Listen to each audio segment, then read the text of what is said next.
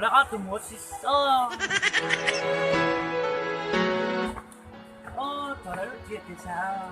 Thỏ là cũng biết chuyện này.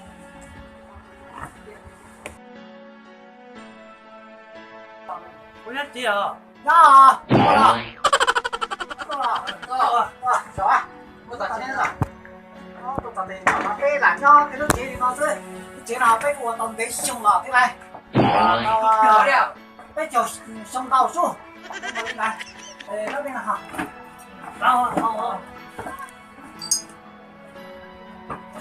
Con tôi đi được rồi, nhắc chế rồi em biết không? Cái là nhớ tên là nó xếp ra nhớ chế đó chỉ mua nó có thẳng ra. Nhớ ý định thì nó sẽ chỉ xếp cái đó có một bao cái tụi nó có từ khi nó cứ ở đây hàng một thẳng ra.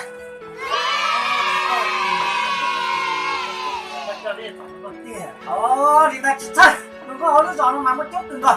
Cô bỏ rồi nó có nhau phải vui rồi có chào. Có bỏ nó chúng có cái chậm đi mà. Cái này có bạn đi khai đi phải phải nè. Thì nó chỉ là tròn tụ thế. Thả ra một kia đây, một kia. Con mới được cái gì? Có lúc chia học mà hành như vậy, trả cho tiền hoa. Ok.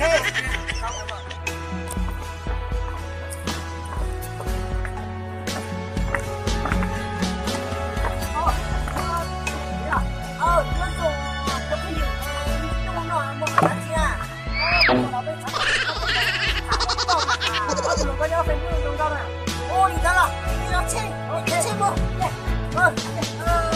Cái chả là, nó ở đâu nữa? Không có trên đâu à? Không có con gì à? Không dùng chỗ là cái chỗ thế nào? Ok, cô bảo con đó. Con cha đó. Bây giờ con đi đâu nữa? Ô, chắc chắn là